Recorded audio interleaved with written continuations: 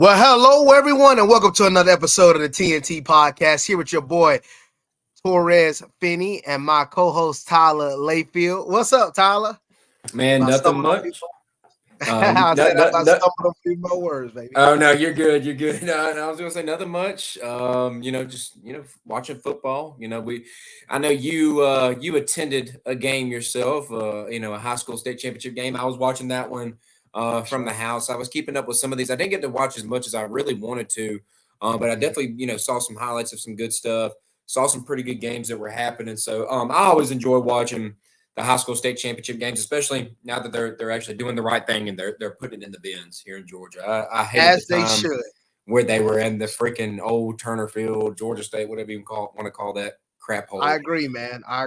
Look, the thing is like a lot of people, what they don't understand is the fact that having these kids being able to play at the Georgia Dome is huge for them. Not only just, I understand it was a big money thing between GHSA and them, but you gotta give these kids an opportunity to do something that a lot of them won't be able to. Excuse me. Thank you.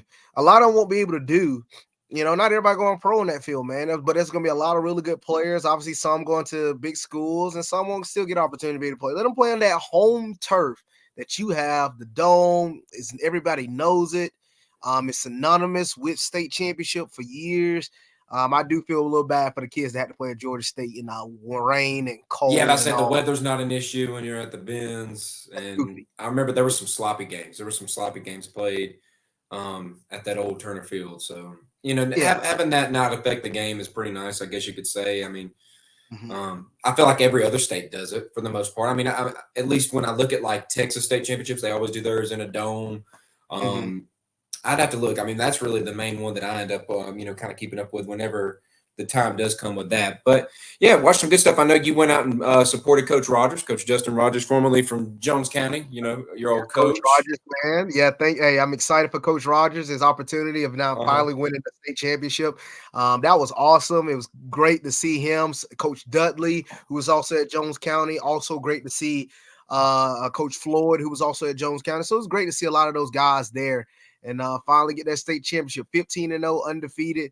They have a sophomore quarterback, a sophomore running back, and then one of the star wide receivers, and that huge defensive end. That defensive lineman. He's nice. Yeah, Georgia, you better hop on him. That's crazy, man. They're all sophomores. Like, I think they said 6'4" as a sophomore. Yeah, 6'4", just built 220-pound sophomore. Woo. And what's nuts is you got him, you got Thomas County, you got Coffee, who just won it in 5A. Who Jones County had to play the second round.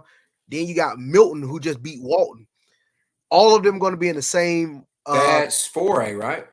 It's 5A now. They're all going to be in 5A next year. Okay, 5A. Because I say everybody dropped one classification, if I'm not mistaken. They're going away with 7 is what I heard. It's down to 6. Yeah. It's pretty nuts. Yeah. I was about to say it was fun watching though. I watched that. A shout out to my man.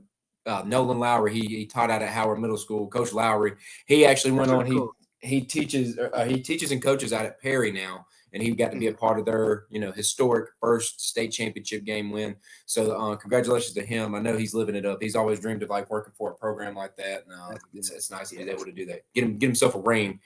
So yeah, I mean that's really. I was able to watch some of the Perry game. Not too much of it. That Creekside Coffee, was able to watch some of that. Like I said, Thomas County Central and them. So Milton Walton, a little bit of it. I never got to watch one all the way through, but had a good time watching them. But let's see. On the docket for today, we got ourselves to start off with UFC 296. I know, man, I haven't been as on my P's and Q's like I should with the UFC lately. Your boy's been tired. I've been wearing myself out, man. So hey, coaching, doing a lot of things, man. I know it's a tiring. Yeah, you got a lot of things on your plate. I really want to. I need to get back into it though. I need to get back in the swing of things. But take me through this. I was able to see some highlights. I was able to hear some things. What was the guy's name? Somebody was telling me. My cousin-in-law, I guess you could call him Bridger Tomberlin. He was telling me about what's the guy. He called him. It was a funny nickname. Golly, he got knocked out in one punch, but the dude had a funny nickname. Emmett knocked him out. Yeah, Josh Emmett. Thug Nasty. Yeah. So I mean, tell me. I know that happened. I heard Pantoja Royval was a good fight. Tell me about everything that went down with UFC 296. Well, they Emmett and Bryce Mitchell was to start the card off, man, and what a phenomenal card it started off. I mean, Bryce Mitchell took a short notice fight on 10 days notice, and it didn't work out well for him, man. These guys got to stop taking these short notice fights, man, and it's just something that's not. I don't think it's beneficial. But Bryce Mitchell took a short notice fight, and Emmett made the best of it, man, and whew, it was nasty, dude. He One had hit a a quarter. seizure. He Yeah, had I a saw that. seizure after that knockout. I mean, the man was shaking on the Scary. ground, dude. It was scary. It was like, whoa, like Yeah, I saw that. nuts. I But saw the what a highlight of that. knockout by Josh Emmett. Bryce Mitchell is okay. He's probably just got to miss out for like a few weeks and then he can get back to training. He probably won't be able to take any headshots for a month though. Then the next fight you had Patty Pimilton and Tony Ferguson. Oh. Tony Ferguson needs to retire, man. It's the end for him. He needs to retire. He needs to let it go. Who else? You had And that was a Shavkat unanimous Ramanov. decision. Okay. Yeah, Shavkat Ramanov and Stephen Wonderboy Thompson. Stephen Wonderboy. Shavkat sub Stephen Wonderboy, first ever time Wonderboy has been subbed his entire career. Rear naked choke. Shavkat, he rear naked choke about 5 seconds left. And what a phenomenal win. What a phenomenal win for Shavkat is that dude. Shavkat is like really next level. He's 18-0 Yeah. with 18 finishes. I say I heard that name before. Incredible. Like that is hard to do.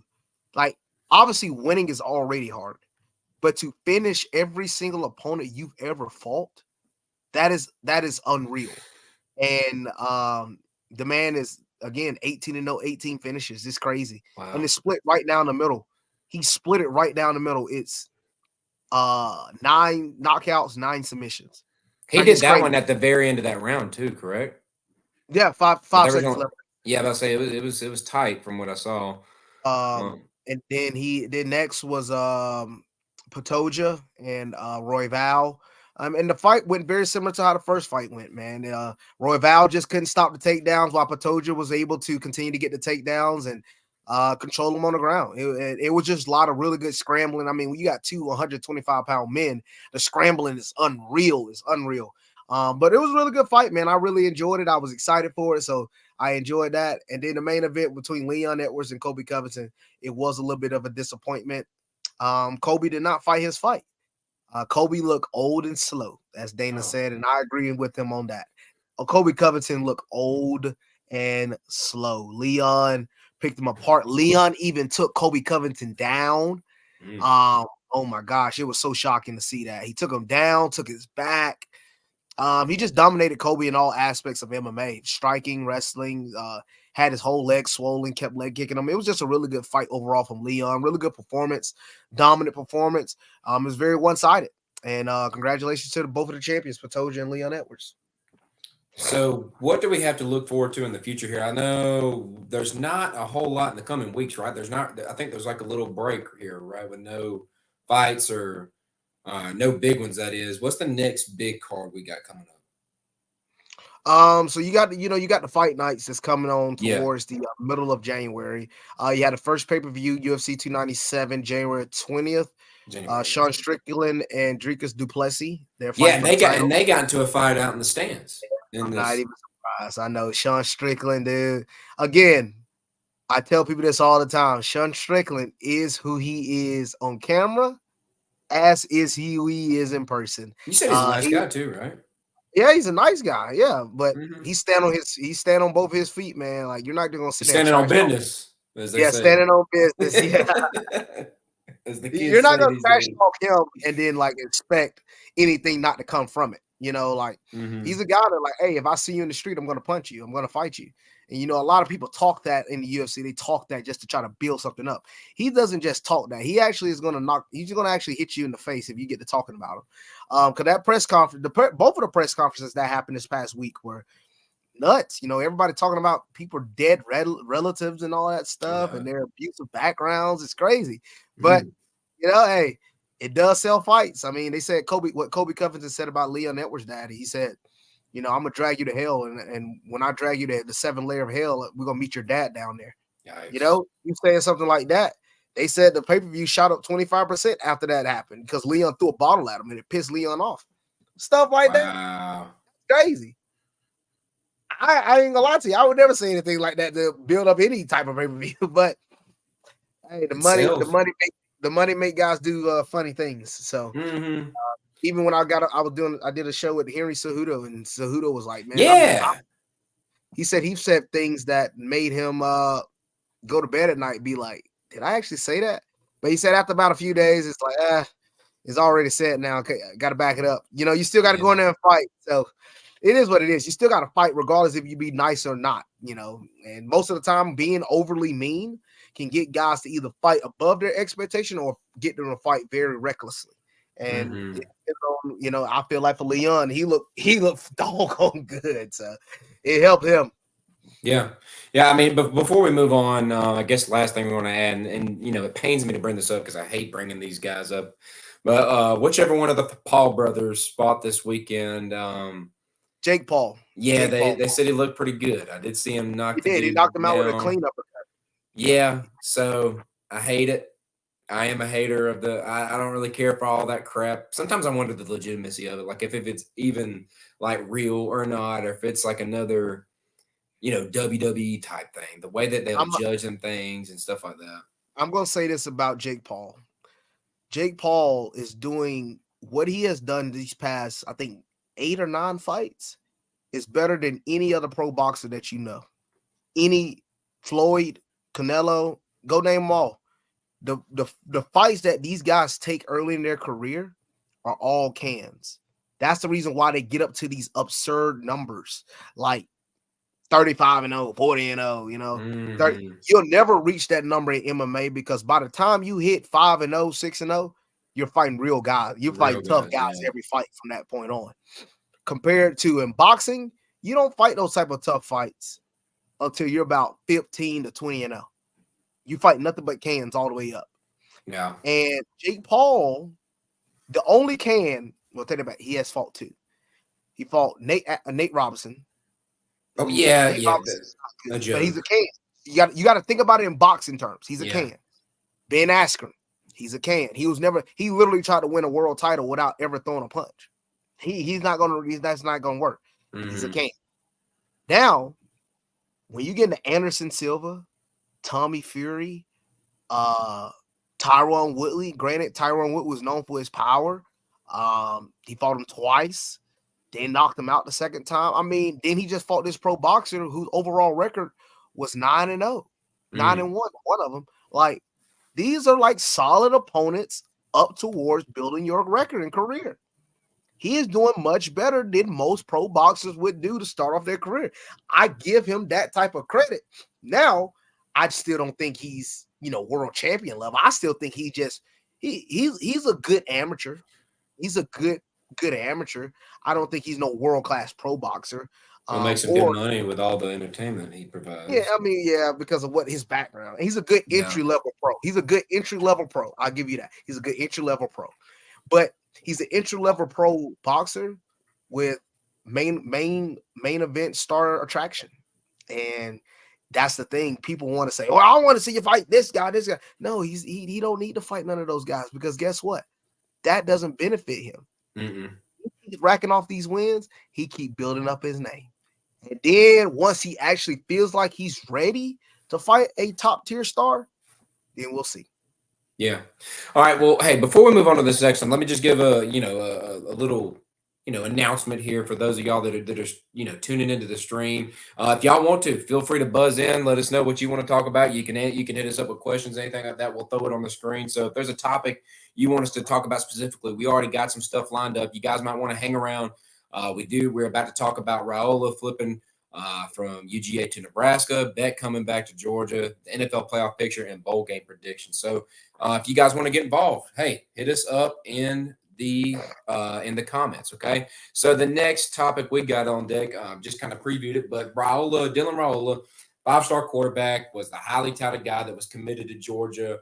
I want to say it was like since May, something like that. He's been committed. He's the son of former center for the Detroit Lions, Dominic Raiola, who has his name up at the Nebraska field. I don't even know what the name of the field is, but he's got it up in the stadium. But formerly committed to Ohio State, flipped to Georgia, was a big deal for us. A really good guy. There was already stuff starting to spread last Monday or so. That he was backing off. Talks have been that they got an agent involved, that they're asking for money, that they didn't like that Beck was coming back. Potentially, because the writing's been on the wall that Beck was probably going to come back, and we can talk about the ramifications of that here in a second. But I felt like that was always something that you had to already kind of be thinking about. I mean, did you really think totally for sure, without a shadow of a doubt, that Beck was going to be leaving? There was always the possibility that he'd stay. I mean, he did have a good year, but you can't just think that the dude was going to dip out, So they've already given the dude the playbook. Like, that's one of the things they did. Bobo gave him the playbook to already start studying that. That's stuff I've already, seen. Apparently his mom didn't like when Juju Lewis came into town and we rolled out the red carpet for him. That's another thing I've heard. So maybe there's a little jealousy there. Matt Rule at Nebraska's throwing a little bit more money. But the thing is, it hurt at the time. I've done had enough time to cope with it. Beck coming back sure helps things out, in my opinion. I mean, Beck, another year of Carson Beck, a great year from him this past year. I think we're going to be in good hands now. I like where we're at with that. And people often forget there's another quarterback that's committed in this class, Ryan Puglisi. He comes from like the New England area, has a really strong arm. The knock on him was coming into the senior year, he couldn't really layer throws, couldn't really put the touch on him. Everything was a fastball. I mean, how I like to compare it to maybe to Jacob Eason in those early, that early season at Georgia where like it was just heat. There was no touch on anything. It was just a line drive. Well, he had a deep ball. He had a deep ball, and this kid does too. But this past year, he was able to work on it to where he was able to place that touch. He was able to layer those throws, and so there's some good stuff there. Now, I'm not gonna say this kid's gonna be blowing our socks off like a year or two. It could be another 3-year guy. He could be in the system for 3 years before he ends up taking the reins. Should that ever happen, you never know with the transfer portal era nowadays. But I will say, just to end my little soapbox of it, and then I'll let you get into it. But I feel pretty good about it knowing Beck's coming back, and now and we still got this guy. So if you're a Georgia fan out there and you're fretting over it, I wouldn't give it too much thought, man. I think Raiola is going to be the only guy that ends up flipping from us. I mean, knock on wood. I think the hay's already in the barn for this recruiting class. We're going to find that out literally Wednesday, early signing day. We got a really good class ahead of us. Don't get down in the dumps. It isn't the end of the world that we're losing this dude, okay? It did suck at the time. You've had enough time to cope. Deal with it. Move on. Call it what it is, man. It just is what it is. So any thoughts you have on Raiola flipping to Nebraska or Beck coming back in particular? Well, I would like to place a bet that Raiola will not finish his 4-year career at Nebraska. And the reason why I say that is because he's already has flipped multiple times to begin with. This guy is not a guy that has commitment issues, and it's true. Look, what people got to remember too is the fact that let's just say he comes to Georgia, all right, with Beck coming back. A lot of guys over here thinking that, oh man, I want to walk in and play now for a huge program. That's just not going to happen for a lot of you guys right now. A lot of these guys got some steam, especially with the transfer portal going on. This is for like all high school students going into college. With the transfer portal going on right now, with guys you're literally seeing starting quarterbacks at places that are leaving and are going to another school just to get a better opportunity. Because look, these guys are getting paid so much money from those NIL deals and the opportunity to also be able to play without really, like, they're going to say, oh, man, like, look at Kyle McCord, coming from Ohio State. And there's something to say about that. Syracuse, and while you're on it, Syracuse with Coach Fran Brown coming from Georgia, our defensive back coach, he is putting together quite the team. There's something to say about that. He is looking really solid the way that he is putting pieces together over there. And you got to look at a guy like him. I mean, You think a quarterback on a top 5 team all year long, heck, top 3 team all year long, is gonna he could transfer to anywhere in the country, obviously besides, some of the other top tier teams. He could transfer anywhere in the country and instantly be a starter. Who's going to deny him from playing? Who's going to deny him from getting him? Who's going to deny a Kyle McCord? I bet he had so many offers. I bet he had so many NIL deals. People can trash talking them all he wants on social media, but those coaches in those rooms, yeah, come on to our program. Yeah, we would love to have you. Ironically enough, Nebraska was in the running for him before the I saw that. Exactly. Yeah. Look at all these guys. Dude, all these transfers are going all over the place. And what people got to understand is it's free agency in college football, man. It's free agency in college football. And now with what's now being allowed, you're going to have a lot more guys that are actual starters at their college transferring so they can get even better opportunities, because certain systems just not going to fit for certain people. They might be able to play at this certain school, but just because they're playing there, guess what? It doesn't mean that, oh man, I might be playing here, but that doesn't mean that I get a chance to go and be instantly like, oh man, I'm in a really great position. Things change from school to school. And I just think for a guy like Raiola, I mean, he's just making a switch to a place that he's going to eventually decommit from eventually anyway. He's not going to finish his 4 years at Nebraska. So congratulations, y'all. I mean, and plus for Georgia, when you got so many 5 stars, you only got 11 players on offense and defense. Only so many players going to be able to play. So it is what it is. Got our good friend Coach Yancey joining in the chat now. Another Justin Fields, Joe Burrow situation. True that. And he said, I mean, even Oklahoma took Hurts quickly. And you're right. And while Torres was talking just then, I looked it up. There's a court case that was kind of happening this week. There was, let's see here. They were talking, a U.S. district judge in West Virginia issued a temporary restraining order against the NCAA this past Wednesday. The ruling said that athletes who previously were denied the chance to play immediately after transferring a second time can compete in games for 14 days. So at this time, or I don't know if right now where we're at currently, present time, right here, right now with it, like if anything has changed with it, but for a time there, you could, within that little window, where if it's still even open, you can transfer without any ramifications right now. So right now there's an SEC thing. I think if you're going to transfer within the SEC, the window right now is you have to come in this first portal window. And I think that closes at the end of this month. If you want to transfer after that, it'll have to be after spring. So there's a lot of decisions that are having to be made right here, right now in this time. So that's playing a little bit of a role. It actually made me scared of one of our wide receivers dipping out. Dominic Lovett, who I think we underutilized. Didn't think we used him quite as much as I thought he should have been used. I was kind of afraid, hey, maybe this dude might dip out. But as of right now, like I said, knock on wood, he's still sticking. What do you have to say about the people out there that are saying the NIL, transfer portal, all this stuff is ruining college football? This is a thing that can go both ways. Yes, it depends on where you're at. If you're a coach, yes, it's ruining it for you. If you're a fan of a certain team, yes, this could be ruining it for you. If you're a player and a parent of a player, no, this is great for you.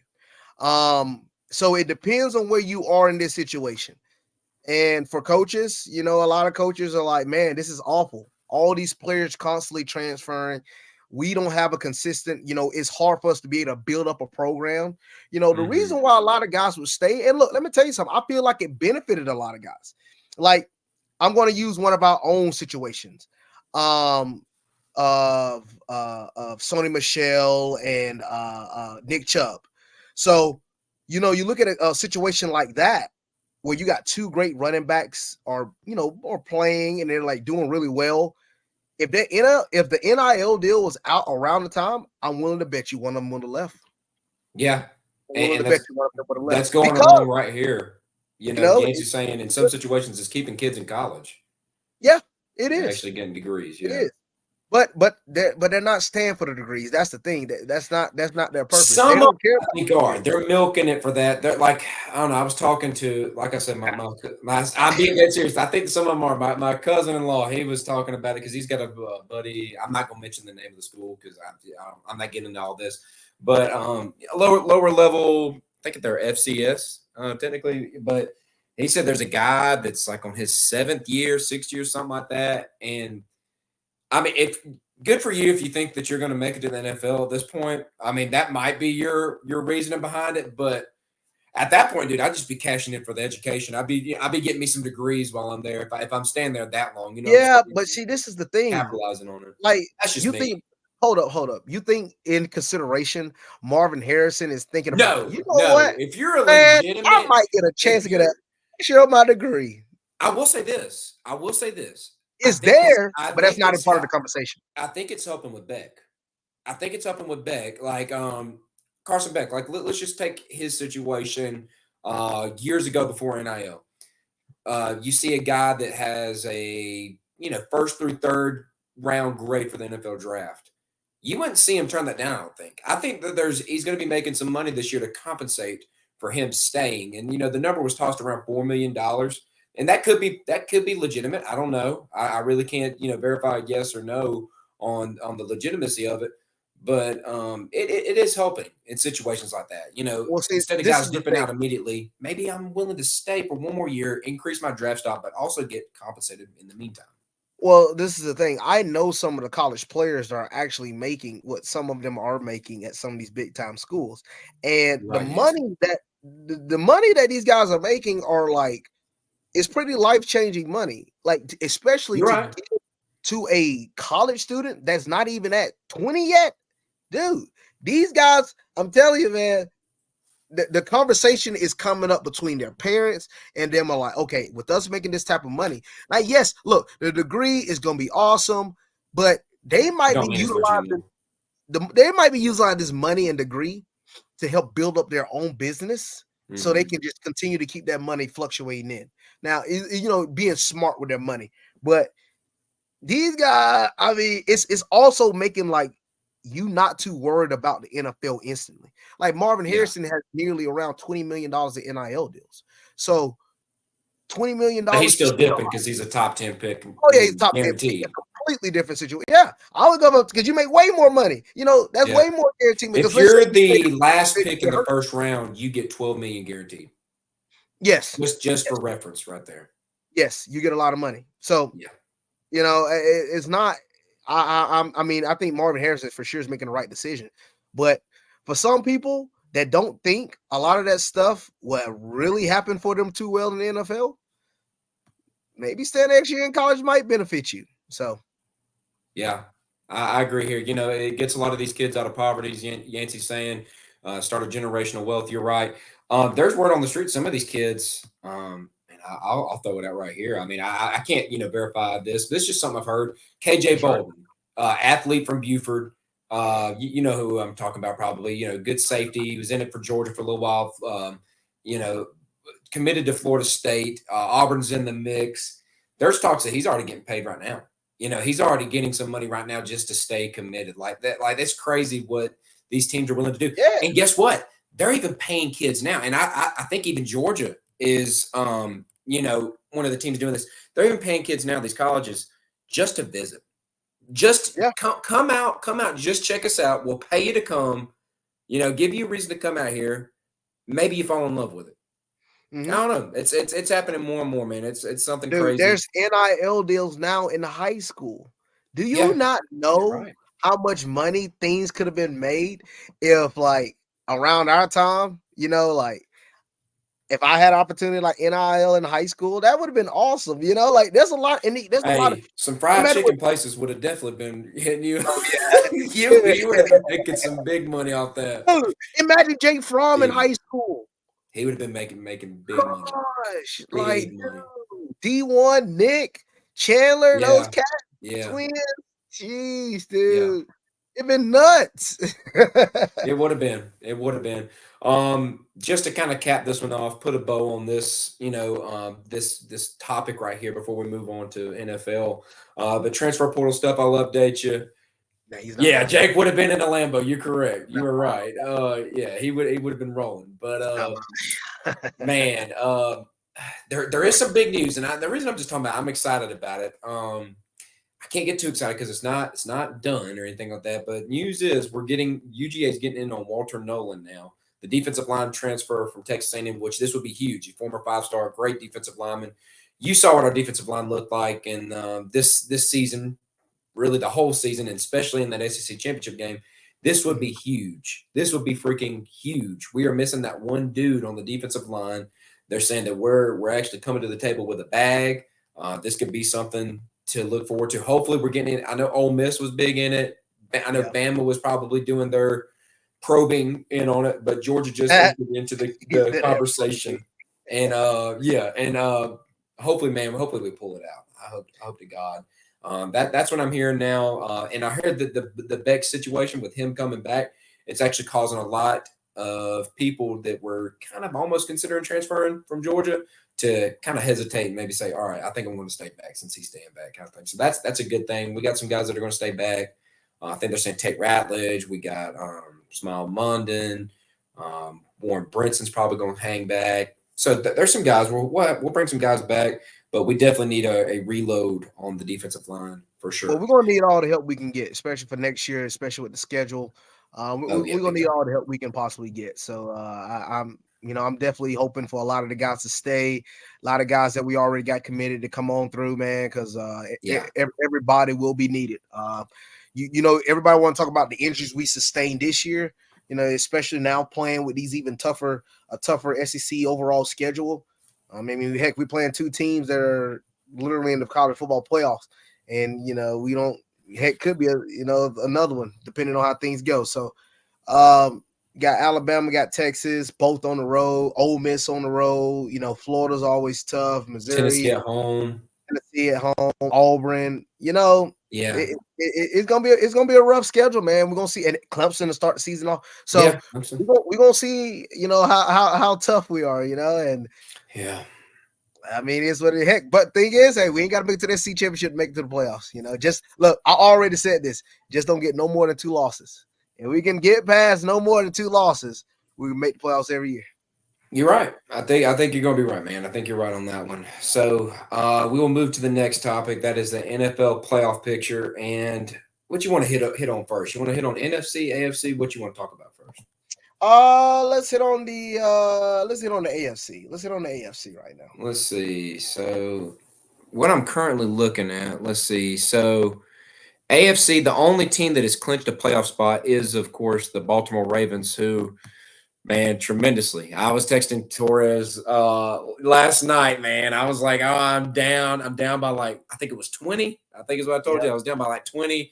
I had Lamar Jackson and Isaiah Likely left. He had Zay Flowers, and I thought I was for sure going to end up losing that. The freaking Christian McCaffrey went to town on me in that game. Kyler Murray got a garbage time touchdown. I was down with a minute 45 to go. I saw that. Yeah, I was so PO'd, man. I was like, really, dude? They came through. Lamar's been looking really good. They clinched the spot. They did hear some bad news today, though. Keaton Mitchell, the running back that's really come on for them, real speedy guy that plays for them. He tore his ACL, so he'll be done for the year, remainder of the year up to this point. But they've looked good. The Ravens have looked good. Lamar's able to do enough offensively. He stays up. He gets out of whatever freaking situation presents itself, and the defense covers his butt. Outside of that, you're looking at the Dolphins, the Chiefs, Jaguars, Browns, Bengals, and Colts that are they're in the hunt. And then on the bubble, you got this is crazy. Texans, Bills, your Steelers, Broncos, Raiders, and technically still the Chargers have not been. All right, so basically just cut off half of the guys you just named. Yeah. From that list. I think we could definitely take Raiders, Chargers. Steelers. I'm not ready to rule out the Broncos yet. You're ready to rule out Steelers. Being a Take them out. Man. They ain't do. What are they gonna do? What are they gonna do? Make me look like a fool? Get out of here! I ain't gonna do that. I don't know. All they do is continually make people look like a fool that doubt them every year, man. Well, I'm just saying, Tyler. When you keep the one team you don't work, when you keep losing to the worst teams in the league. Hey, are you talking about the Falcons or the Steelers here? Well, hey.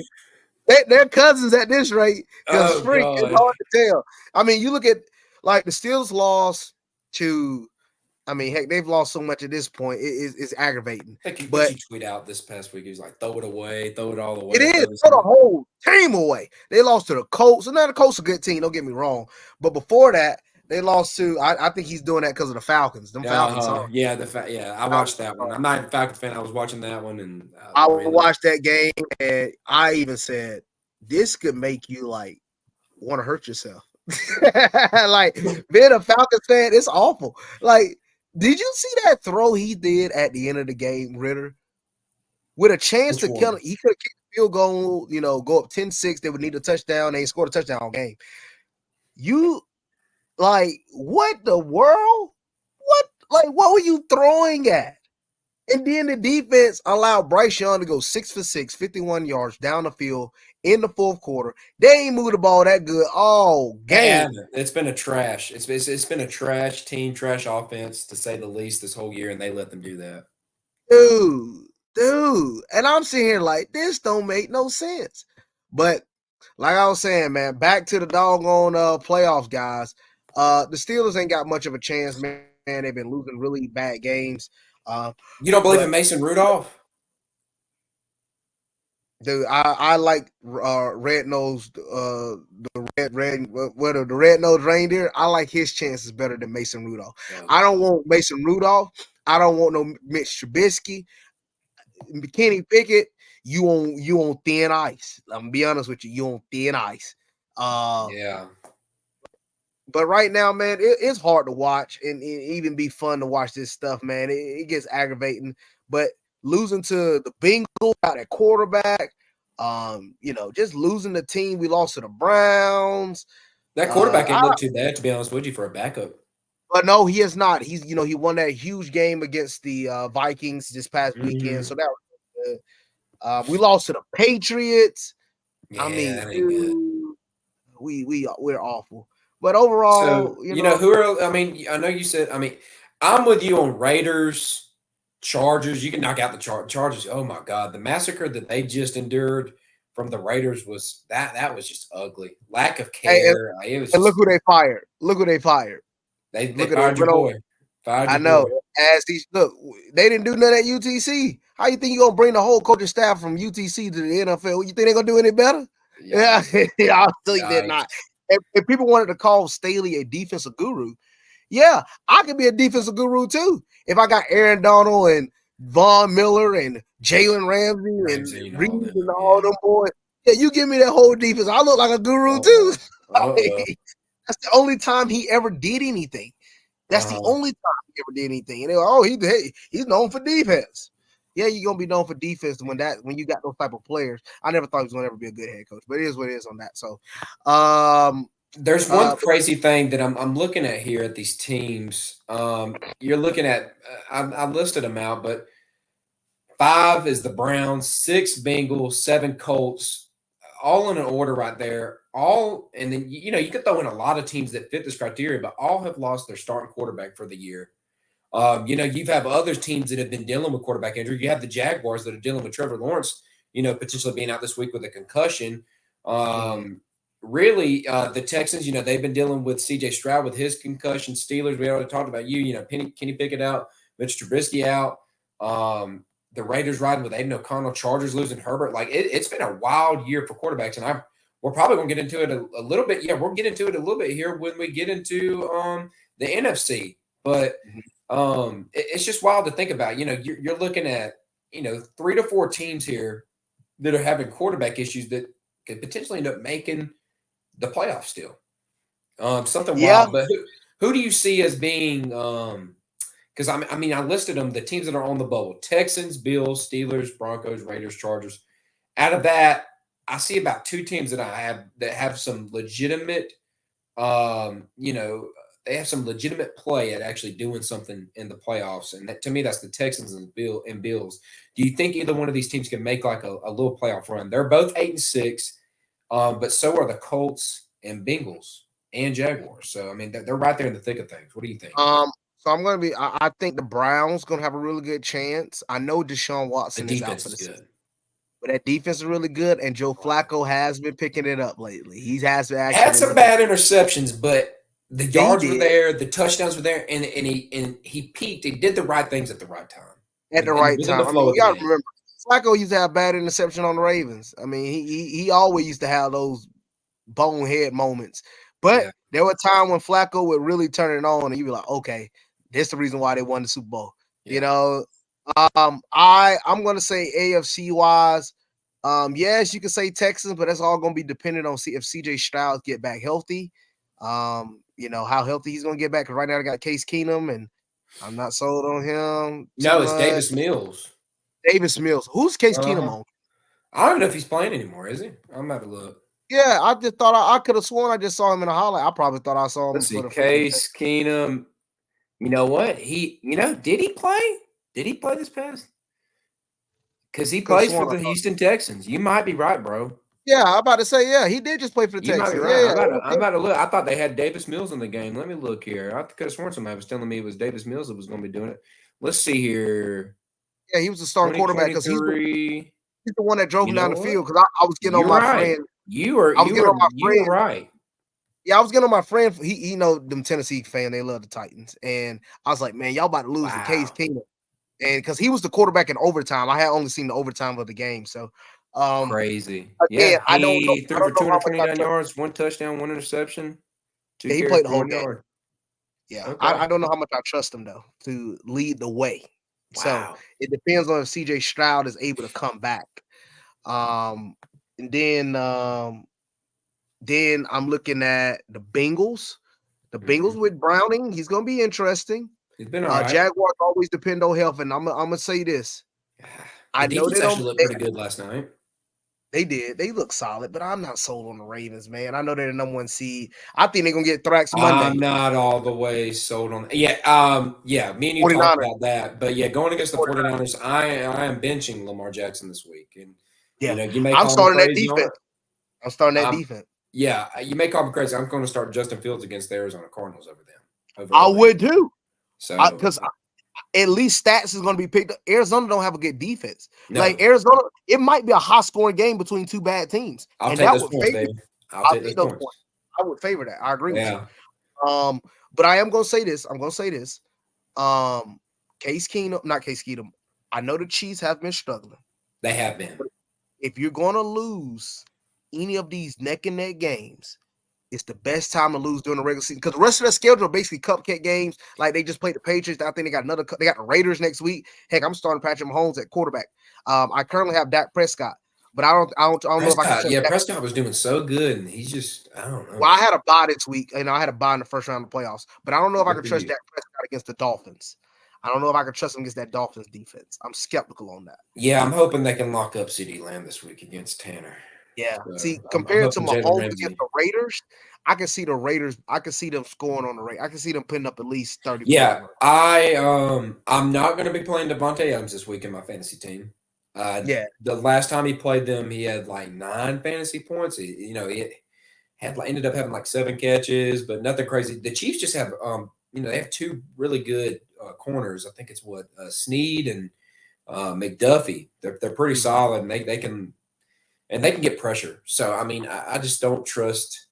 I know that the Raiders looked really, really good against the Chargers, but I mean, what team wouldn't have? What team wouldn't have against that Charger team the way they were playing that game? They had So no quarterback either. Come on, didn't man. have no quarterback. They played with zero energy. Didn't act like they want to And be they there. struggle with Herbert. So what you think they're gonna do with the backup? I Yeah, know. So for me, I say if you're gonna lose close games, get your team in these situations.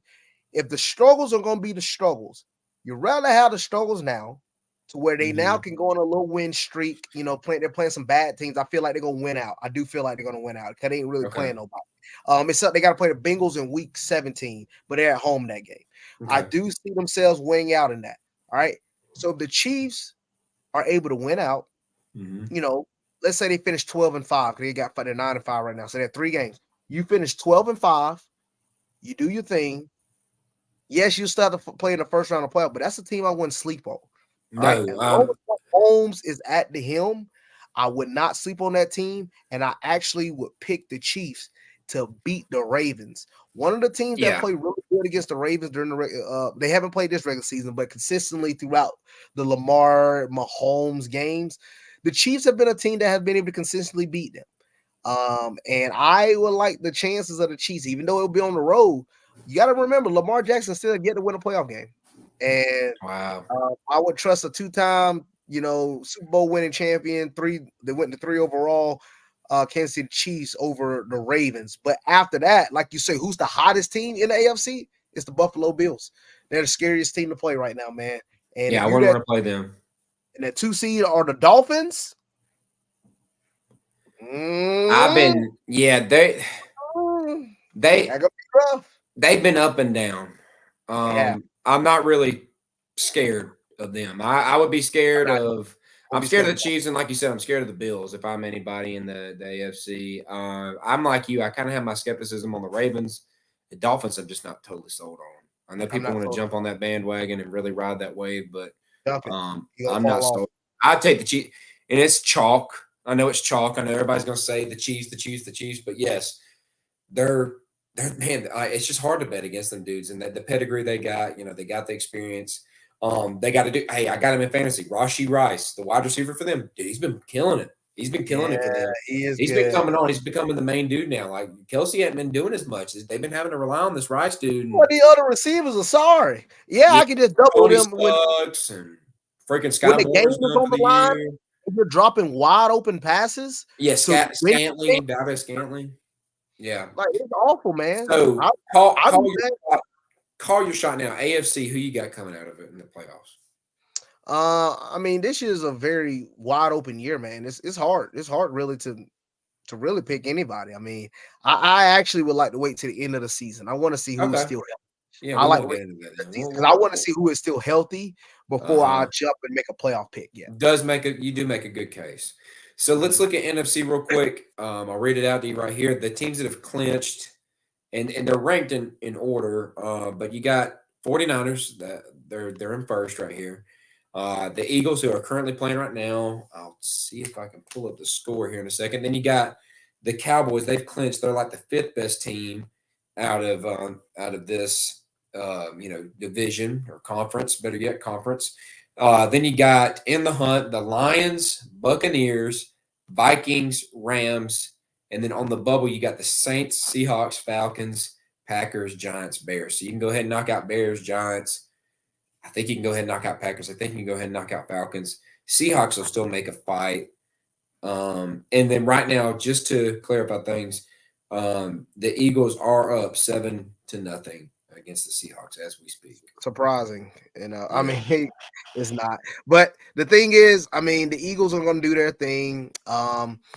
I do believe the 49ers are the best team in football. They're the best team in the NFL overall. They have it on offense. They obviously got it on defense. Yeah. They've blown out the number 2 and number 3 team in the league currently. They've blown out the Cowboys. They have blown out the Eagles. They're playing the Seahawks, the number 2 team in their division right now. They've beaten all these boys, man. And next week they get an opportunity to solidify that they are the best team in the entire NFL by playing the Ravens at home. It's 1 versus 1. So we could have a Super Bowl preview next year. I will hope not, because I made a bet with one of my friends. It's a $300 bet that the Ravens will not make the Super Bowl, and he is really confident they will, and I said they do not. So we will see. Good. but overall, man, 49ers and they look really good, man. They got it on offense. They got it on defense. They're consistent running. They're explosive. They're doing things. I just really don't see anybody really beating the 49ers, especially if they're at home. Cowboys are awful road team. The Eagles, that's gonna be tough for them. And I told people last year, like I didn't blame it because I still picked the Eagles even when they played the 49ers. Like I still thought they would beat the 49ers even with Brock Purdy last year. But that game would have been a lot closer. The final score was 31-7. He hurt his shoulder in the first drive. It was his throwing arm. All he had to do was hand the ball off for the rest of the game. They brought in a backup, but he sucked. They said they'd rather keep Brock Purdy in just to hand the ball off. I mean, if you think about it, imagine a healthy Brock Purdy. And we've seen a little bit now. He's progressing. Don't get me wrong. When you have a whole He looks year, pretty good. looks really good and potentially MVP.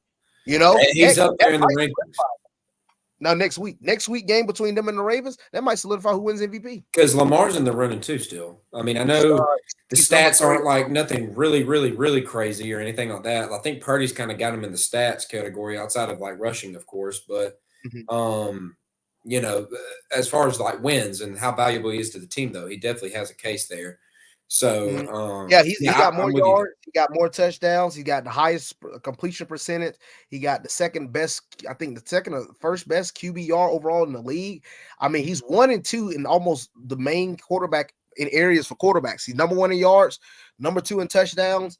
I mean, who's going to argue with this guy? Yeah, for real. So, he's good, man. I'm with you. I like the 49ers a lot. A team to watch for me that's on the come up in this conference. Of course, the Lions. I know they can slip up. I don't trust them all the way, but the Rams too.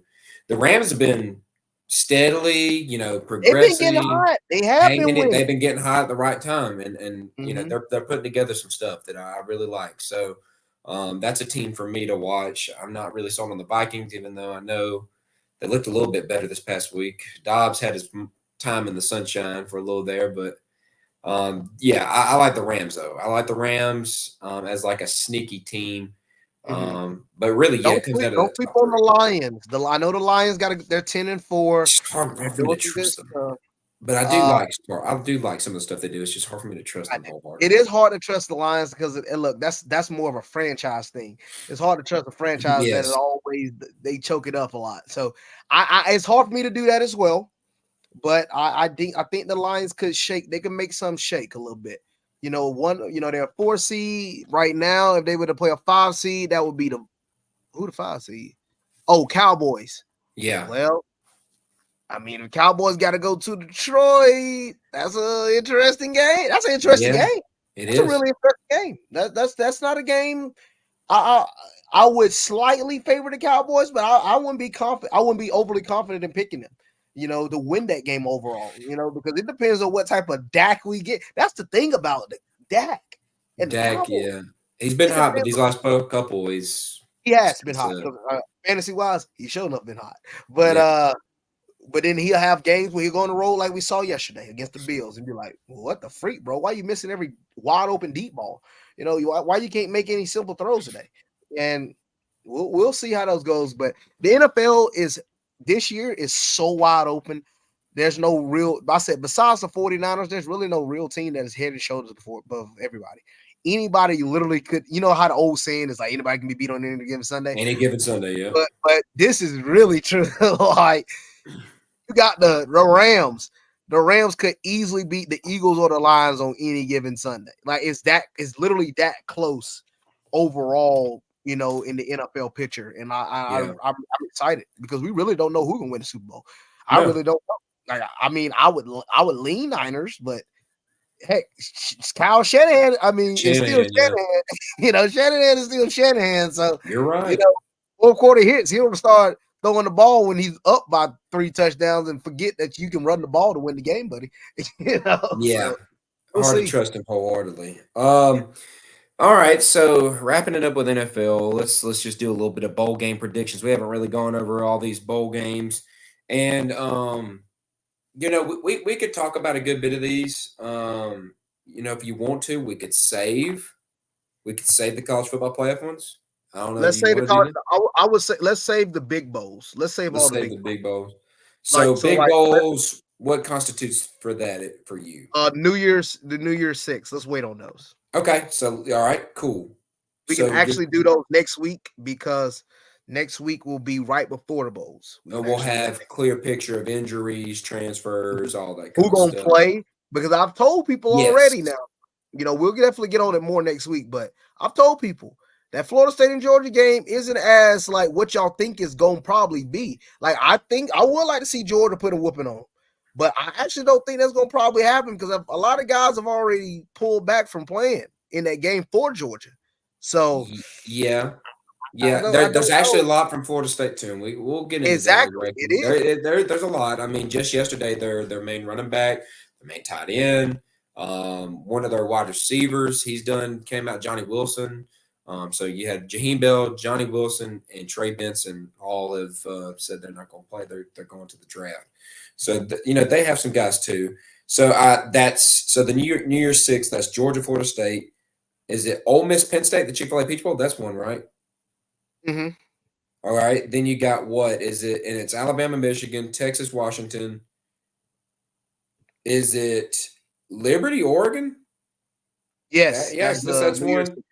And then Iowa, Tennessee as the sixth. Yeah, that's got to be it. Or no.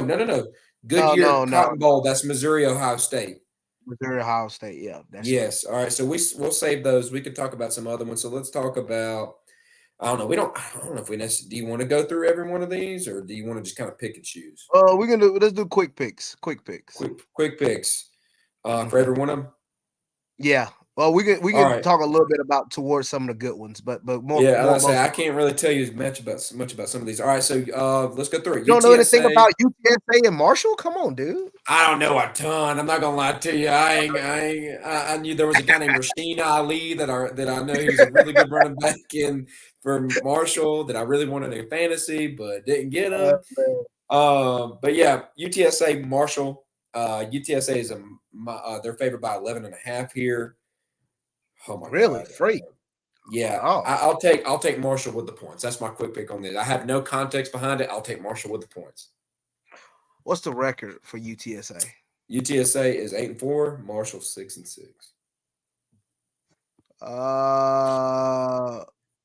Yeah. Give me UTSA then. I'm taking UTSA now. Okay, to cover. All right. South Florida and Syracuse, both teams 6-6. Syracuse is favored by 2.5. Give me Syracuse to cover the 2.5. Yeah, South Florida. I mean, everybody's still hyping on what they did to Alabama, but that's just one game. You see the rest of their season. Yeah, give me Syracuse as well. Not pretty. All right, another pair of 6-6 teams. You got Georgia Tech versus UCF. UCF is favored by 4.5. Give me UCF to cover the 4.5. Ooh, really? No trust in the old Atlanta team, man. We don't trust in our. I'm going to ride with our Tech boys. Jackson Claudel, I'm riding with you, buddy. I'm riding with you. Screw them. I ain't never going to go to them. But yeah, I guess I'll support Jackson. I guess I'll support Jackson. He's worth it. He's a friend. All right. Troy at 11-2. Going against Duke at 7-5. It's important to note Duke is without Mike Elko. He's going on to A&M. Troy is a 7.5 point favorite. Give me Troy to cover that. That's without Riley Leonard. At quarterback for Duke. I'm sure there's some other guys that are probably not playing for them, but I'll take Troy here to cover 7.5 points. Yeah, give me Troy as well, man. That's one of those games where you're skeptical on, but I like Troy for the taking. All right. Arkansas State and Northern Illinois, both teams 6-6. Arkansas State is 2.5 point favorite. Give me Ark State. Give me Arkansas State to cover the 2.5 points. Arkansas State. Yeah, give me Arkansas State. Yeah, give me Arkansas State. Let's see here. 11-1 James Madison going against 8-4 Air Force. James Madison's first bowl game, correct? And they're right, their first bowl game that they're there because bowl game. They're 2.5 point favorites. And did their coach get picked up by anybody? I thought he was. I think he did. I really did. I think he did.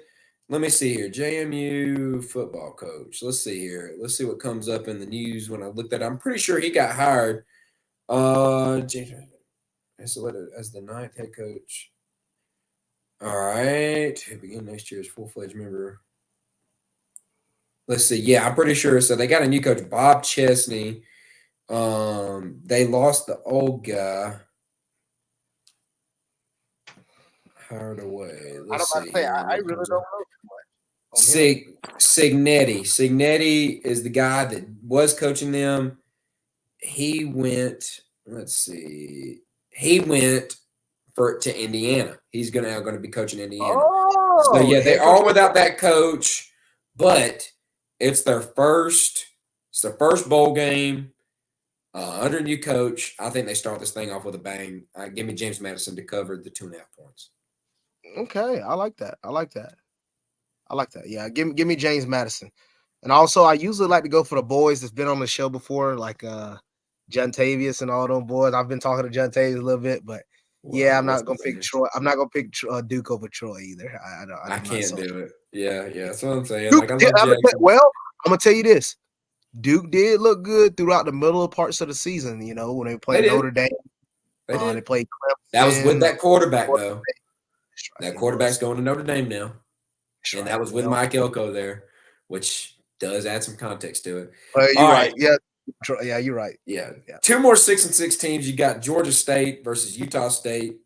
Utah State is 3-point favorites. It's always Southern over State. Give me Utah State, man. To It's cover the 3. always Southern Over State, man. Always I Southern was over really State. disappointed in looking at Georgia Southern Oh, play God, it was ugly. Saturday. Get me Yeah, started. Good I know. Lord. I barely even, I was like, this is just ugly. But look, we can't have both of the Georgia teams lose. Give me Georgia State. I'll take it over for Utah Oh, State, man. Hey, I just went to my cousin graduation at Georgia State, and okay. go State for this one. There you go. Okay. Let's see here. South Alabama. All right, hang on. Yes, two more 6-6 teams here. South Alabama against Eastern Michigan. South Alabama is a 15.5 point favorite. Give me Eastern Michigan to with the points, with the 15.5 points. It's just a lot of points to cover. Former D-line coach is at South Alabama. I do not think they're beating South Alabama by 16 points. I mean, Eastern Michigan by 16 points. Mm-hmm. So I'm going to take South Alabama to win, but they will not cover. Okay. Let's see. Utah at 8-4 going against Northwestern at 7-5. Utah's a 6.5 point favorite, and I will take Utah to cover those 6.5 points. Yeah, give me Utah taking the cover as well. Utah's a good team. Coastal Carolina no longer having Grayson McCall at the helm at quarterback. They're 7-5 going against San Jose State at 7-5. San Jose State is a 10.5 point favorites, and I will. I was about to say I think I'll take San Jose State. You know what? I am. I'm going to take San Jose State to cover the 10.5. I'm gonna take San Jose State as well. And I think a lot of people got to remember, we're seeing a lot of these wild spreads in the bowl games. But I think it's the reason why it's like that is because now with the NIL, now with the transfer portal, a lot of these guys have already made the decision that I am leaving. I'm not staying. We wouldn't really see this stuff to the end of the season. Now we're seeing this stuff literally during the bowl season. There is no more like, well, I'm gonna stay and play this bowl game, then I'll leave. Now it's more of like I'm gone. And you're gonna see a lot more of wide spreads like this throughout the bowl game that's not integrated with the playoffs. So you're right. Bowling Green at 7-5 going against Minnesota at 5-7. Minnesota is a 3.5 point favorite, and I'm going to take Minnesota to win this game and to cover that 3.5 points. I like the running back they got over there. I think it's Darius Taylor. I like him. He's pretty good. PJ Fleck. I know people we still remember that name because he was a good coach, But I mean, I know this record don't show it. No PJ. But I'll take him to beat Bowling Green. I mean, Bowling Green had a tight game with Liberty, and they beat Georgia Tech. I might have to go with Bowling Green on this. I might have to go with upset. I mean, Minnesota. The record ain't great. Obviously they can't score too much. They struggle to score. So I'm going with Bowling Green. All right, Texas State at 7-5 going against Rice at 6-6. Texas State is favored by 4. I will go. It's like Rice's first appearance in a while. I think I'm going to go with Texas State though. Give me Texas State. Yeah, give me Texas State. I'm looking deeper into these. Give me Texas State. Yeah, give me Texas State. It's hard to tell because both of their schedules are just they've had a lot of tight games, and I don't know, man. I mean, Texas State did beat Jackson State 77-34. So I don't know how much you're taking that into account, but yeah. Let's look at Kansas at 8-4 going against UNLV. UNLV at 9-4. Kansas is 12.5 point favorites. In Kansas, it's important that they've looked good with their second string quarterback. They look good with their third string quarterback, that they're able to play in games and put up numbers. I think that's important. Kansas, I'll take Kansas to put up the points, and I think they'll get enough spots. Yeah, give me Kansas to cover 12.5.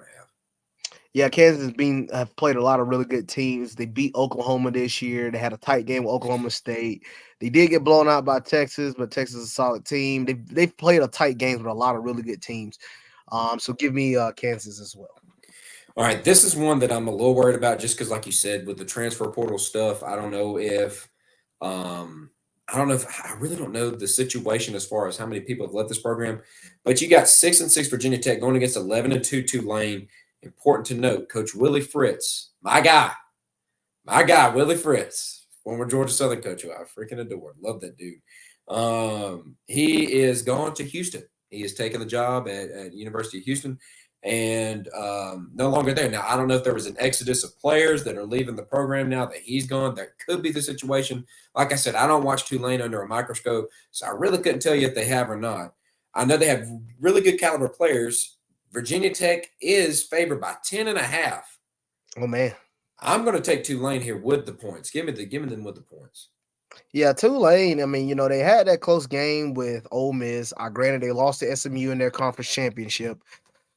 I'm gonna, if I'm looking at points, I'm going to take Tulane. I'm going to take Tulane as well, because I don't see Tulane losing by 10.5, but I could see them losing the game. So I'm going to take Tulane with the to not get beat by 10, but I'm going to take Virginia Tech to win the game. Yeah, I got you. Let's see here. 8-4 teams, pair of them. North Carolina. And I'm assuming Drake May's not going to be playing in this game, because I'm pretty sure he's going to be a first-round pick. Mm-hmm. Going against West Virginia. West Virginia is a 6.5-point favorite, and I'm going to take them to cover that 6.5. Yeah, I mean, dude, that's the reason why these spreads are where they are. They've been a hot team. I'm about to say they have, but I feel like if this was during the regular season, I feel like North Carolina would be favored. Maybe I could be wrong, but I feel like North Carolina would have been the favorites against West Virginia. But in this game, I'll take West Virginia as well. Right, they don't have Drake May playing. Go ahead. What'd you say? Go ahead. What were we gonna say? No, I said if they ain't got Drake May playing, I'm not picking them. Yeah, I wouldn't pick them. All right. Number 15, Louisville at 10-3, going against USC at 7-5. Good one. Louisville, no, it's not going to be a good one. Louisville is a 7.5-point favorite. Caleb Williams not playing. Oh, he's not? No, I'm pretty sure he's not. Dude, I would be shocked if he played this game. Let me look that up. Yep, Caleb Williams is not playing. Bomb says it right here. Bomb says it right here. He praises Caleb Williams for sitting out of Holiday Bowl, so he's not playing. Yeah, you're right. Yeah, that, and then you also got, they've just lost their backup quarterback. He is entering the transfer portal. Louisville is probably, I feel like it's going to be all hands on deck for them. They're actually going to come in here. This is the smash play. This is my light. This is like a lock for me. They're favored by 7.5. They're going to cover that 7.5. They're going to put the clamps on, somewhat defensively, because I don't even know who's going to be slinging the ball. I mean, somebody's going to tell me the dude that's going to be slinging them the ball, because I really don't know. I think they're going to definitely – they should be able to put up points on this team. USC USC got no defense. Yeah, so, I mean, dude, I don't even know how it's this close. There's something that somebody knows that I don't, because they must not be trusted in Louisville's offense overall, but I at least trust them a little bit. They're good enough to do that. They're good enough. I mean, they scored 31 on Kentucky. They scored 38 on Miami. Yeah, heck, they actually scored. They scored 30 points in their last 4 games before they played Florida State. That was another reason why I was a little mad. I'm like, dude, they scored 30 points in 4 games straight. They're a top 10 ranked team. Heck, and if you want to go back even further, they scored 30 points in every game this season except for 3. Louisville, before the conference championship, scored 30 points in every game. And one of those games, they beat Duke 23-0. So, I mean, Louisville's a solid team. So people keep sleeping on Louisville. I'll take them to cover too. Yeah. All right. Let's see. 7-5 A&M. Texas A&M, that is. Going against number 20 Oklahoma State at 9-4. A&M is a 2.5-point favorite. And I don't understand this. I'll take Oklahoma State to win this game. I'll take them to cover I'll take them with the points. I'll take Oklahoma State to win it outright. Ooh, oh, okay. I'm gonna pick Oklahoma State as well. I don't know. I don't know what's looked at for Texas A&M. I mean, I really don't. A&M's done lost a ton of guys in the portal. New coach in Yeah. the system now. I'm looking at it. Let's see. I'm trying to look and see if Ollie Gordon, the main running back for Oklahoma State, if he is going to be. Oh, well, yeah, I'm pretty sure he's going to be playing in this game. I'm pretty sure he's going to be playing this game. So yeah, Well, I'll if he's take it. playing, it showed no. And Gundy's going. I think Gundy can coach a decent enough game to win this. I'll take him.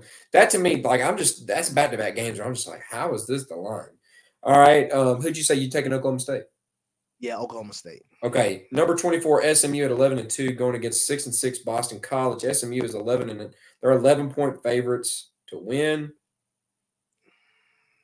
Yeah, give me SMU to cover Give that. me SMU as well. I think some of these are a little bit straightforward, but yeah, give me Yeah. SMU. All right, 6-6 Rutgers going against 7-5 Miami. Miami, I do know off the top of my head, Tyler Van Dyke's gone. He's transferring away. I can't remember where it was he went to. Let's see. I'll look it up here in just a second when you're talking, when you're giving yours. He's leaving though. Don Chaney, one of the running back. I think he's the running back that famously fumbled the ball against Georgia Tech to give the game Georgia away. Tech. He's leaving. God only knows if there's any other guys dipping out. I'm sure there's going to be some that are leaving, whether that be transfer portal or just sitting out due to the draft from Miami. Rutgers, I feel like they have everything to gain here. They're a defensive team. Um, They are a I think they defensive can. team. I think they can win this game. Miami's a 1-point favorite. Give me Rutgers plus the point. Ooh, it's gonna be interesting. Yeah, I got it's enough a faith in point, but my it's a coin look. flip. Miami played a lot of close games with a lot of good teams. You know, they beat Clemson in double overtime. They had a tight game with Florida State with Travis. Not Travis. What's the quarterback name? Who you talking Gosh, about? Florida State. Jordan Travis. Travis. Yeah, they Yeah, had a and really close Tyler game. Van Dyke, he's transferring to Wisconsin, by the way. Okay, so and Miami had also a tight game with Louisville. I like Miami chances. They can put points up on guys. Give me Miami against Rutgers. I mean, in this kind of game, give me the team that has the most to gain and nothing to really lose here. They have everything to gain, nothing to lose. Rutgers does. Miami has everything to lose, but I feel like nothing really to gain out of this. It's just inverses. Next, we got number 18 NC State at 9-3 going against number 25 Kansas State at 8-4. Kansas State. It is important to note Will Howard. I'm pretty sure he is dipping to USC if I'm not mistaken. Pretty good, quarterback. The one that Jackson and Kobe raved about before the season. Yeah. That I had MIZZOU beaten. Saying they did. Let's see. Yeah. And he is going to USC. Kansas State is a 3-point favorite here. I don't know who that quarterback is that they're going to have, but I think I'm going to take Kansas State regardless. Give me Kansas State to cover the 3 points. Kansas State is a really good team, but I think there's one team that's been looking.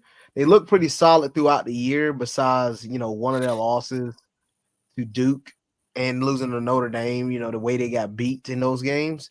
But I'm going to take North Carolina State in that one. They just beat North Carolina the final week. They've been playing solid throughout the year.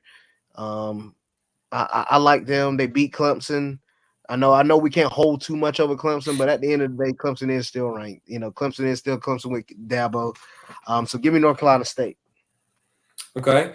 Number 14, Arizona at 9-3. They are taking on number 12, Oklahoma at 10-2. Arizona is a 3-point favorite. It's important to note, once again, just transfer wise. Dylan Gabriel is dipping off. Is it Oregon? He's going to Oregon, I'm pretty sure, right? Yeah. I'll look at that here in just a second. They have a good young guy behind him that I was really high on coming out of high school. I thought he looked really good. Dylan Gabriel, yeah, he's going to Oregon, and it's funny because Oregon just picked up another quarterback too from UCLA, and that's Dante Moore. So that's just today that they got him. So let's see, Oklahoma quarterback. Let's see who it is that they're talking about. I can't remember the kid's name off the top of my head. But let's see. Another Heisman quarterback. Well, while you Go looking ahead. at, Go ahead. Go ahead. gonna go. I'm looking at between Arizona and Oklahoma. Arizona's been a really solid team this entire year. Arizona is one of the tougher teams that have played. They played a tight game with Washington. They had a tight game Very hot team with USC. I really do like Arizona. I think again, I told people at the beginning, I think the Pac-12 had one of the tougher conferences, besides the SEC. I felt like this year one of the years you can actually make a case that Pac-12 was the best conference overall this season. And I like Arizona chances, man. Give me Arizona. Give me Oklahoma, and it's Jackson Arnold that's going to be quarterback. I'm pretty sure he's going to be playing in this game. Give me Oklahoma with the points. I trust the defense a little bit of enough from Venables to get it right, and I think the offense will be able to put up some points against Arizona. Go ahead, the future SEC right there. Number 22, Clemson at 8-4, going against 7-5 Kentucky. Clemson is a 4-point favorite. Give me Clemson to cover the 4. Yeah, give me Clemson as well. Oregon State at 8-4, the number 19. Important to note, they have lost their coach and they have lost their number one quarterback. That is DJ Uiagalelei. He is in the transfer portal. Going against number 16, Notre Dame at 9-3. I have no clue if Sam Hartman's going to be playing in this game. Let me see if there's any topics talking about it. And there's not when I click on it. Notre Dame is a 6.5-point favorite here. And I think this would be like one of those ugly games. Like I just feel like Sam Hartman is not playing. He's not playing. Oh my God. No, he's not playing. Yeah, give me Notre Dame. Give me Notre Dame to cover. Oh God. Actually, no. Give me Oregon State. I think this is like a close one. I think this might be like a field goal game. Give me Oregon State with the points, but Notre Dame to win. Yeah, it's gonna be a rough game probably to watch. The over on this one. over under is 41.5. I was just gonna see. That's about what I don't know, Tyler. I might have to take the under on that one, buddy. Yeah. Ooh. I think it's gonna be a defensive game. I can see 13. I can see a 16-13, 13-10 type game. But yeah, give me Notre Dame in that one. I can see it being we're money. I agree with you. Memphis at 9-3 going against 7-5 Iowa State. Iowa State is a 9.5-point favorite here. Take that one first. You take that one. I don't. That's interesting. Looking at Memphis, what they've done throughout the season. They had a tight game with SMU. They beat South Florida 59-50. Good Lord. A lot of the games are high scoring from what I'm looking at. They got a lot of high scoring games. Yeah. Man. So that means Memphis don't got too good of a defense. Iowa State, they can put up points. And they play pretty decent defense. And they play solid. I feel like they're the most complete team. So give me Iowa State in this one. I'll go with you on that one as well. We're skipping Missouri, Ohio State. We're skipping Georgia, Florida State. We're skipping Ole Miss, Penn State for now. We will get to those later on. Auburn at 6-6 going against 7-5 Maryland. Oh my God. Auburn is a 2.5-point favorite here. They're not playing Bama, so I don't think they're going to be playing as good. They're not playing Georgia, so I don't think they're going. I think that this is the typical game where Auburn doesn't really show up as good as they normally do. Give me Maryland with the points. Yeah, give me Maryland as well, man. I'm not sold on these guys, man. I'm not sold on these guys. They play up and they play down. They play up to the competition. They play down to the competition. Like it's just like they. Yeah, I don't know. This is one of those games I wouldn't be shocked if they just. Hard to trust a team that lost to New Mexico State, man. Yeah, I'm sorry. So I'm saying I just don't do it. Let's see. 11-2 Toledo going against 8-4 Wyoming. Wyoming is 3.5-point favorites. Let's see here. Toledo just lost to Miami of Ohio 23-14. And Wyoming lost to UNLV and Boise State. Oh, give me Toledo. Give me Toledo with the points. Uh, I might have to go with Toledo as well. I might have to Yeah. go with Toledo as well. I just can't. I don't know much enough about Wyoming. Toledo quarterback Finn is transferring. Oh, the starting quarterback for Toledo is transferring to That might be Georgia. why. That might be why. He's Yeah, never mind. transferring Switch to me to Baylor. He's transferring to Baylor too. yeah. Give me Wyman then. Never mind. I'll switch it. I might have to switch my pick as well. I'm switching over to Good Wyoming. looks. Good looks. Let's see here. 7-5, Wisconsin going against number 13 LSU. That's at 9-3. No Jaden Daniels, of course. Malik Neighbors. I don't think he's really made his decision, but he's a top wide receiver. I don't know why you wouldn't leave. LSU's a 7.5 point favorite. Give me LSU to cover 7. Give me LSU as well, man. I'm not. And then the starting quarterback for, well, he's been hurt anyway. He's been out for a few months anyway. He broke his hand, so the original starting quarterback for Wisconsin has already been out. And Wisconsin, the way they've ended the season all right. They won their last 2 games, beat Nebraska, beat Minnesota, but before that, I mean, they lost to Northwestern, Indiana, Ohio State, Iowa. Yeah, and it's a lot of low scoring games. So give me LSU. I feel like whoever's at the quarterback for LSU can at least put up some points. I think Brian Kelly can do that much. All right, and last but not least, the Cheez-It Citrus Bowl, 17, number 17, Iowa at 10-3. I wouldn't eat that cheese. A citrus cheese. Yeah, I see you. Yes. By the way, Dennis chimed in. Has Brock announced just to pause for a second? He said, "Has Brock announced he's coming back for a senior year yet?" He did. He announced it today. He will be back, Dennis. Wow. Stephen Crow also picked LSU. Thank you for chiming in, Stephen. We agree with you, man. But yeah, a citrus Cheez-It. You're right. I would not eat that. But number 17, Iowa, going against number 21, Tennessee at 8-4. Tennessee is an 8.5 point favorite. Ooh, really? Yeah. Oh my gosh. You ready? You ready? All right. This is the number we're all. This is the number we're waiting for. You ready? The over under for this game is 36.5 points. Whoa. I'll take the under on that. And it's important to note Tennessee has lost a safety and a defensive lineman to Ole Miss within this past week. Still got Joe Milton. I'm pretty sure Joe Milton's going to play in this game. He may not. I don't know. Let's click on it. I looked up. I don't see anything about him not playing, but so I will say that it's hard for me to see. I'm going to take. I'm just going to keep it real. I'm going to take Iowa with the points. How they going to score? How they going to score? I feel like Tennessee's going to screw up something. I think that could be pick sixes and stuff. Either, but I don't see how Iowa scores on these boys. I don't trust them. I don't trust Tennessee as far as I at least trust the defense. I at least trust the defense for Iowa. That's what I can't trust.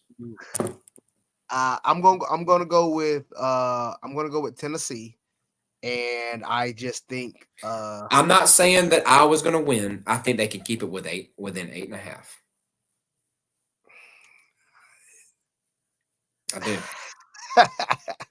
Look, that's Heupel has that freaking gimmicky offense. I think they're going to be able to put a stop to it. Stephen Crow says he'd go with Tennessee. Hit and miss with Tennessee. I agree with you. It is a hit and miss with Tennessee. Yeah, give me Tennessee, but it's showing up going to be a hit and miss. Yeah. Dennis chimed in. He says, "How much do you think we lose with Raul switching his commitment?" What do you mean lose? Do you mean how many games do we lose now, or I don't. How many recruits do we lose with Raiola switching? Because I think a lot of people are thinking with him switching, you're gonna have more. I've been seeing those little Kobe slashes on Twitter and Facebook of Alabama broke. Yeah. He told me. That's funny. I mean, look, you're gonna lose 5 stars. That just to answer that question though. Raiola wasn't bringing us any wide receivers, anyways, man. It's funny enough. Future talent, I don't think it's going to affect us. I said it earlier in the show, Dennis. I don't think you were here. I don't think we lose any more commitments from this year's class. I think that, how I said, I think the hay's in the barn. I think everything is good and set to go. I mean, like I said, knock on wood. I don't think we're going to lose any more guys. I don't think anybody was solely coming because of him. The one guy that I was worried about was Jaden Riddell. And he's a tight end. He's the next stud tight end, Torres. If you ever get a chance, if y'all get a chance, if you're out there and you're a Georgia fan, if you get a chance, look up Huddle from Jaden Riddell. Look up some highlights from Jaden Riddell. This kid is legit. This kid is an amazing tight end. He's the next kind of And where's he from? He is from Missouri, funny enough. And they were tight. Him and Raul were tight, but it turns out that he's also really tight with Puglisi, the guy that's coming in. Riddell, I was worried about him for a hot minute there when Raul flipped, but he's already moved in. He is early enrolled. He moved in on Saturday, so I don't think you have to worry about him. I think the linemen are going to stick, the offensive linemen. As funny as it is, Dennis, for a 5-star quarterback, this dude had zero pull for any wide receivers. The couple wide receivers, we had like 2 wide receivers. Right now, we have 2 wide receivers sticking with us. When he decommitted, when he flipped, or when the word was coming out that he flipped, we had 2 wide receivers committed to us. That's Nitro Tuggle from the state of Indiana, and that is Sokovie White from Cass High School here in Georgia. Sokovie White was going to stick regardless, and Nitro Tuggle, he's hit or miss on. I don't know. I think he could be a little prima donna. He said, "No, I'm saying like QB Town. Like, did we lose the next?" Hey, that is yet to be determined. He said, like, did we lose the next Pat Mahomes? LOL. No, I ain't gonna lie to you. I'm not willing to say that that's who people compared him to, Torres.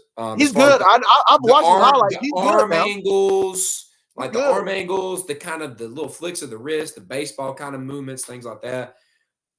I'm not willing to jump to that conclusion. I was really high on him, and any Georgia fan that wants to say we didn't care about him anyway, they're lying. That's sour grapes, bro. You're just pissed off because he ain't coming to Georgia no more.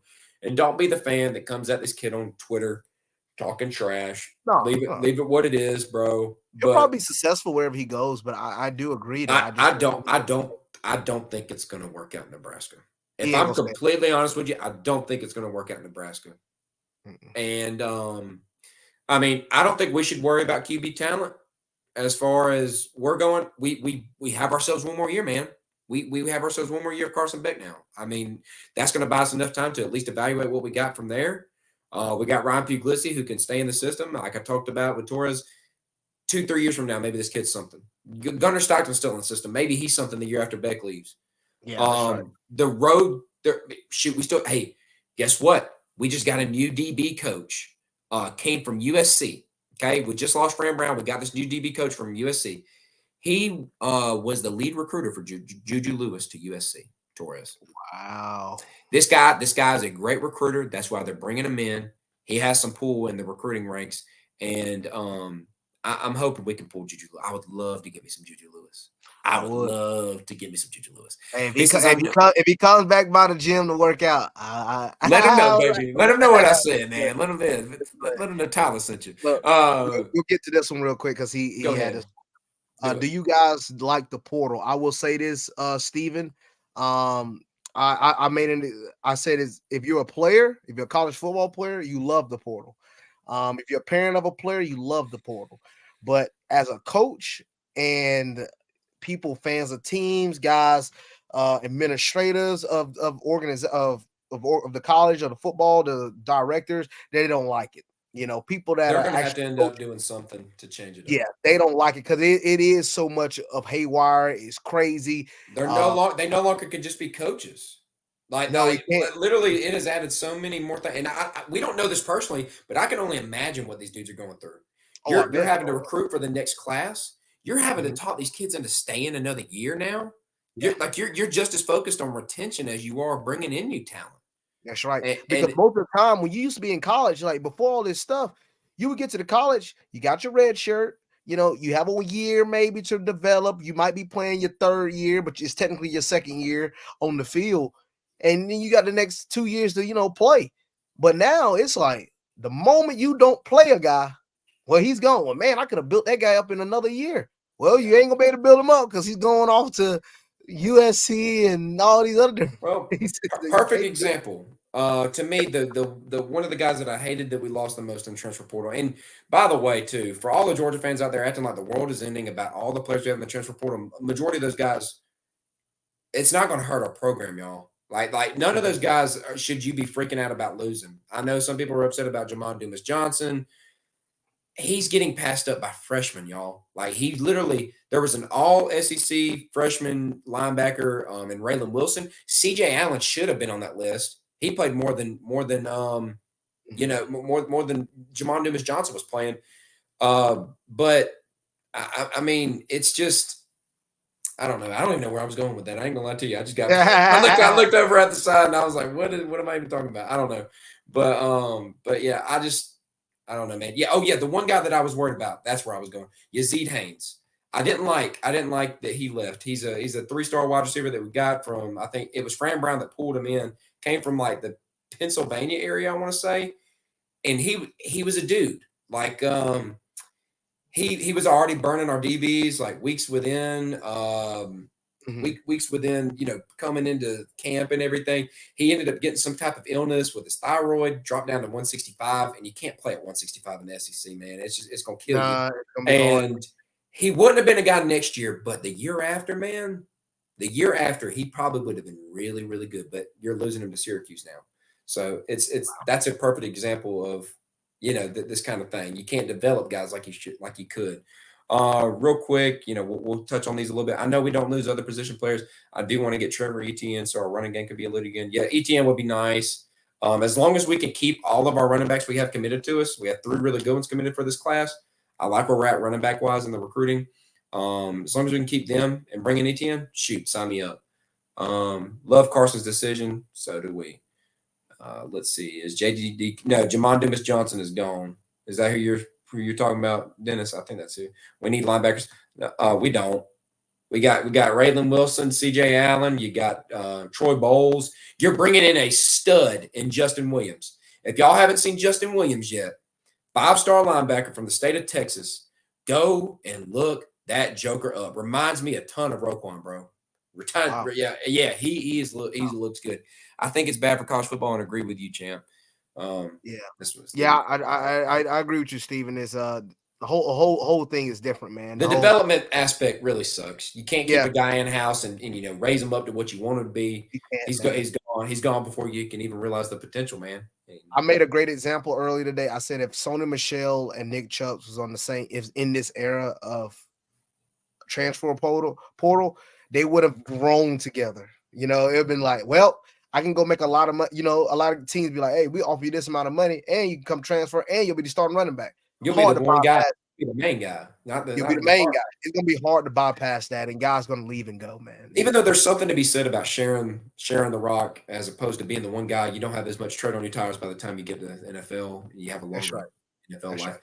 Right. All right. So it looks like we caught up on all the comments here. Torres, any last things you want to mention here before we end the stream?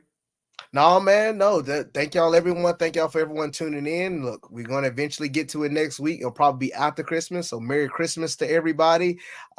Merry Christmas and have a Happy New Year. And thank you for all tuning in.